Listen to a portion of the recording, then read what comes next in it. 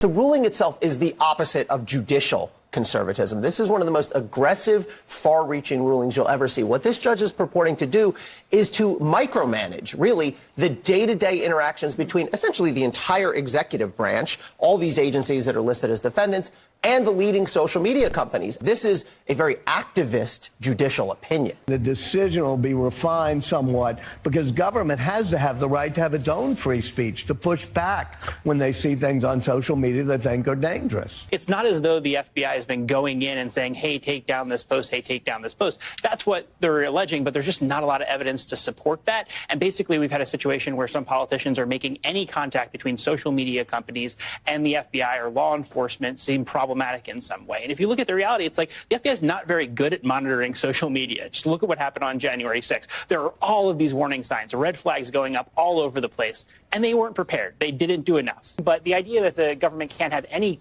communication with these social media companies, I don't think is something as really a world that we would want to live in. I can't count how many people have emailed or yelled at me that these people aren't communists at all. It makes me laugh. And it does remind me of this wonderful quote I read from time to time. I repeat it from time to time. It says, you don't hate journalists enough. You think you do, but you don't. And the man who authored that quote, Auron MacIntyre, joins me now, has a great show on the Blaze, which I highly recommend. Auron, they're not even journalists. They're apparatchiks. It's not more complicated than that. They don't even really pretend to be journalists anymore. I think it's pretty clear to everyone who wants to pay attention that we're living in a media-run state. This is a state, the state and the media are completely, you can't separate them. They work together, they scratch each other's backs. The media drives the state's agenda. The state uses the media as its way to force through different policies that otherwise would be restricted through the Constitution. And now we see the media encouraging the state to do the same thing with big tech, right? We see them taking places like Twitter, places like Facebook, and saying, no, the government has the right to use those private corporations, quote unquote, to go ahead and censor the First Amendment rights of Americans. And we, the protectors of the First Amendment, theoretically, the journalist class, are of course 100% behind it. Auron, I've had this argument with many a friend, and I'm not sure which side I fall on, to be honest with you. Who runs who? I've had plenty of friends who say these, quote, journalists, they simply parrot whatever the regime wants them to. The regime sends out the talking points, the journalists dutifully obey. And then I've had other people argue very convincingly, it's actually the media who runs the government, that the government does the things the media wants. Who runs who? I think that the political theorist Curtis Yarvin has the best theory about this. He called it the cathedral. And what we basically have is a theocratic oligarchy. We don't have one specific head. We don't have one specific king. There isn't a cabal somewhere handing out specific orders. But what we have is a network of different institutions, all of which to hand out prestige and power. And they all share the same value, which is progressivism, is this radical left-leaning ideology. And because that value system is what's perpetuated in all of our institutions, all of our things like universities and media that hand out those kinds of high status opportunities, this is what everyone parrots back. And so what you have is a kind of self-exciting feedback loop where one group tries to push the other further left and the other one tries to outflank them by going further left. And they just get more and more rabid as each one purity spirals them towards the next progressive goal. Purity spirals is such a great word. Jen Psaki went on TV and had this to say. It shouldn't come as any surprise that we're in regular touch with social media platforms. We are regularly making sure social media platforms are aware of the latest narratives dangerous to public health. Auron, I understand that the answer to this question is almost undoubtedly no, but do you think any of these people, Psaki, Jake Tapper, any of these people who speak like this, do you think they even grasp that they're the bad guy, they're the tyrant, that they're what's wrong? No, nobody believes they're the bad guy. These people believe that they are doing the Lord's work. They are protecting the plebs from this horrible disinformation. They truly believe this 100%, that without their guidance, without their constant supervision and protection, the entire United States would just descend into some kind of right-wing Taliban state. And they'll say this directly to your face, really, if you let them go long enough. So no, of course they don't see themselves as the bad guys. Yes, they're pro-censorship. Yes, they're for having corporations control the speech of the average citizen. But all of this is due to the highly scientific, technocratic management that they all earned because they have those important college degrees. They're all singing from the same hymn sheet. It's just progressivism.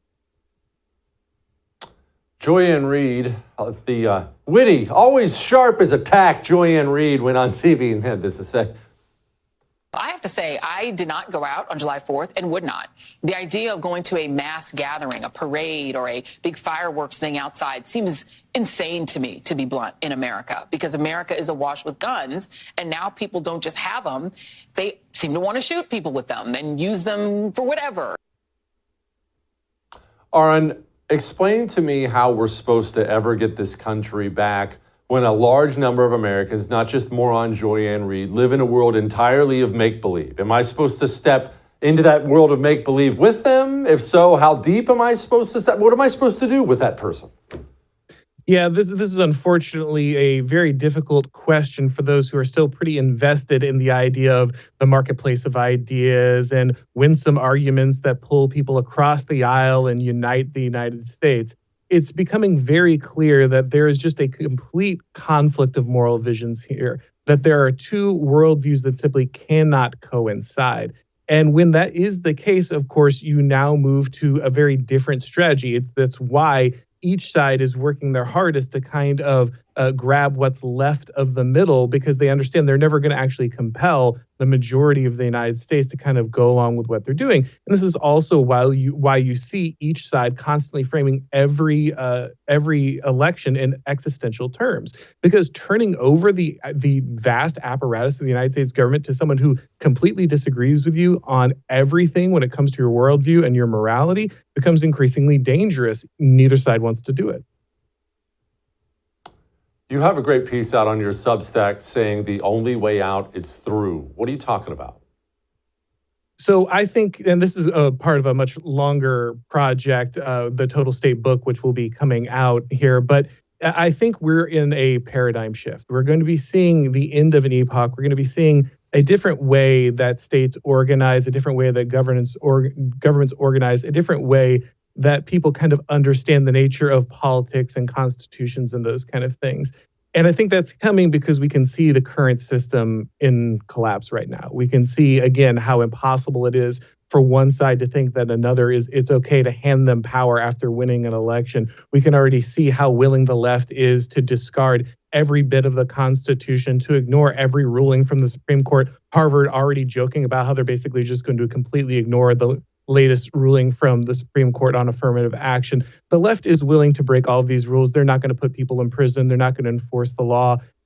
When you're in that situation, things can't continue the way they're going. And what that means is that we're going to have to prepare ourselves for a situation where we're probably going to be going through some difficult times. And we're not going to be able to avoid them because they're the consequence of decisions we have already made. All the easy choices are far behind us. Those off-ramps, they're all behind us. And now the only way out is through this difficult time. And that means that there's going to be some hard lessons to learn for the right. But if we can continue to focus on what we need to get done, there is a way through. It just isn't anything easy. You want to watch our special on George Washington? It's freaking awesome. Well, you can. All you have to do is become a First TV supporter. That gives you access to all of our specials on demand, and it's cake. All you have to go to is thefirsttv.com/support. Thefirsttv.com/support. Become a supporter. Enjoy learning about George Washington.